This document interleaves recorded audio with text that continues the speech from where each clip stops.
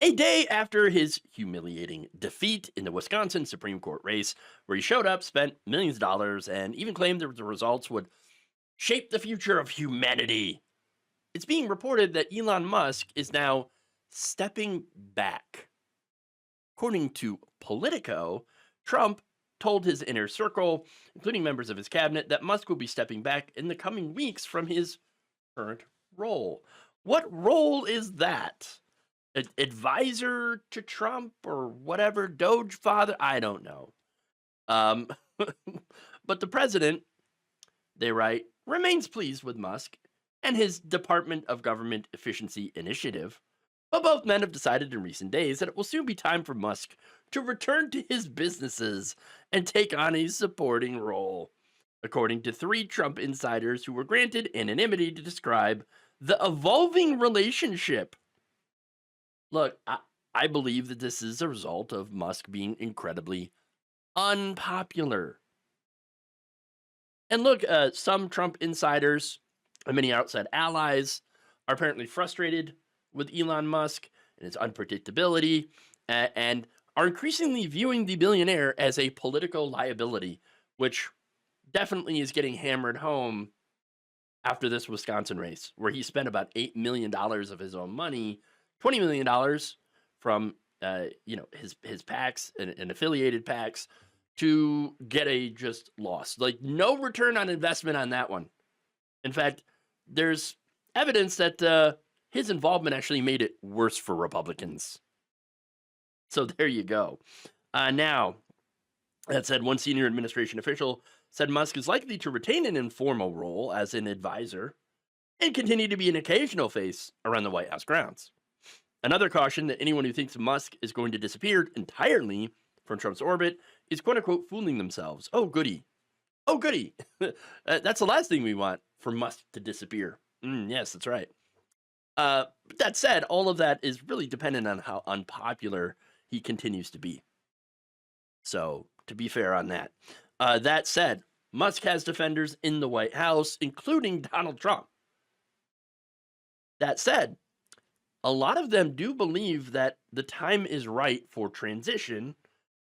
I thought they banned that word, transition, given their view that there's only so much more that Musk can cut from government agencies. Yes, let's not forget that it was Trump and Musk that cut the VA, that made it so that, oh, it's much more difficult to be able to get the Social Security benefits that you have earned.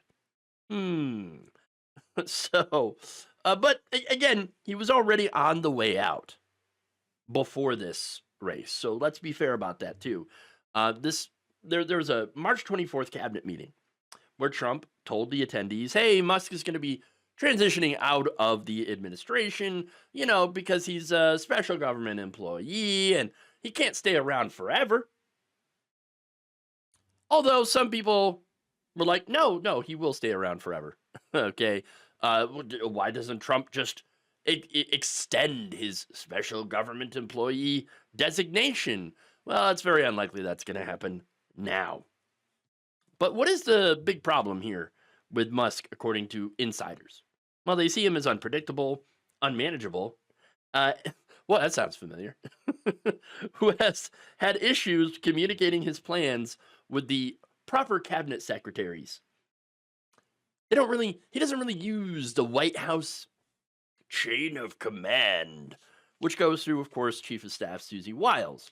They're not happy with him.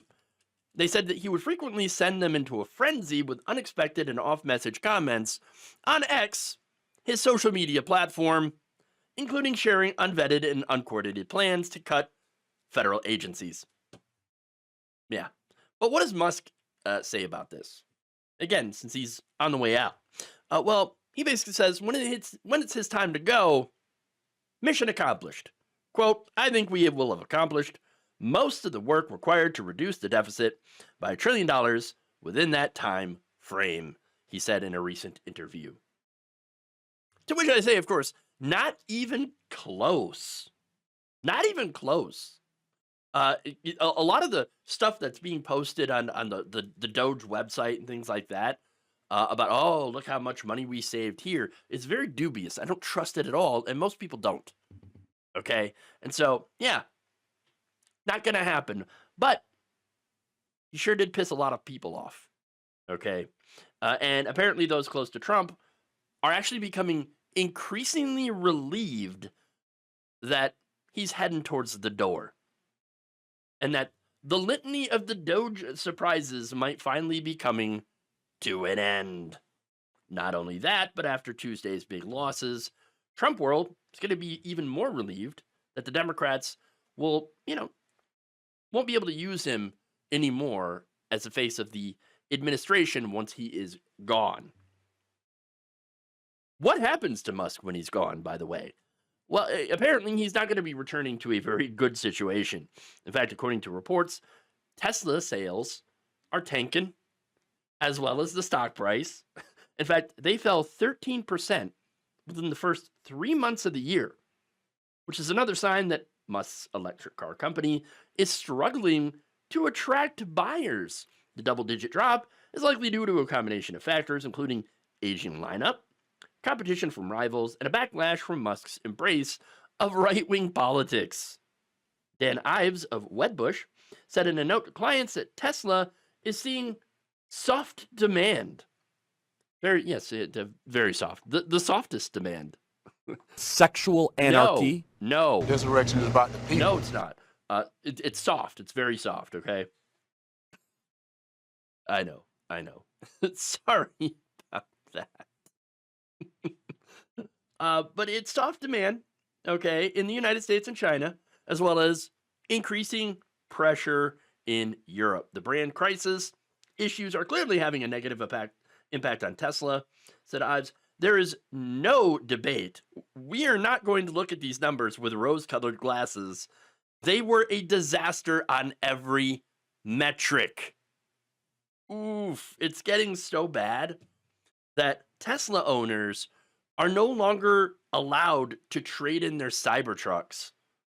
According to Electrek, Tesla is now sitting on roughly 2,400 unsold Wank Panzers, that's what I like to call them, an inventory worth an estimated $200 million. The report also notes that, that used Cybertruck prices have plunged 55% year over year, with sharp declines continuing month over month. Oh no! Here we go. Oh no! But it gets worse. To make matters worse, owners have taken to online forums and social media to complain that Tesla is refusing to accept the Cybertruck as a trade-in, even for other Tesla vehicles. Some owners, facing long delays for service and unresolved issues, say that they have been directed towards lemon law remedies rather than offering buybacks or replacements. Whoops. Whoopsie. Oh no. Look, I'm not saying that Elon Musk killed his business or anything, but it's starting to look that way. Okay. And here's one of the reasons why. All right. He pissed off his customer base. EV buying liberals. That's it. I mean, that's who was buying his cars. No replacement. There's no replacement for those people. It's not like MAGA is rushing out to buy the swastika car. Okay? They don't like electric vehicles. They hate them. Fox News and right-wing media have primed them to hate anything that doesn't spew out, tons of carbon emissions. So, oops. What are you going to do? So I don't know what Elon Musk is going to go back to, if anything at all, but I can tell you, it ain't good. Thank you for watching. If you enjoyed this video, please like, share, subscribe, hit the bell icon in order to get notified whenever a new video is released. And if you want to support independent, progressive media through this difficult time where it seems like everybody is shutting down, you can become a member on our YouTube page, you become a subscriber on Facebook, or you can go to my Patreon. It's patreon.com/Jeff Waldorf. Thank you.